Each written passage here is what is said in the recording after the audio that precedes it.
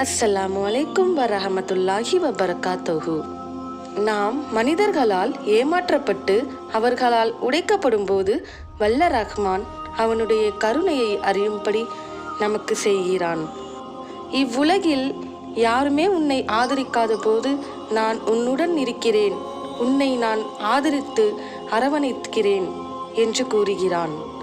உன் ஏக்கம் அதிகரித்து நீ மனதளவில் தொலைந்து போகும்போது நீ என் பக்கம் திரும்பினால் நீ அறியாத வகையில் உன் கவலைகளை சந்தோஷமாக மாற்றி விடுவேன் என அவன் கூறுகிறான் என்று கூறி அவன் பக்கம் அழைக்கிறான்.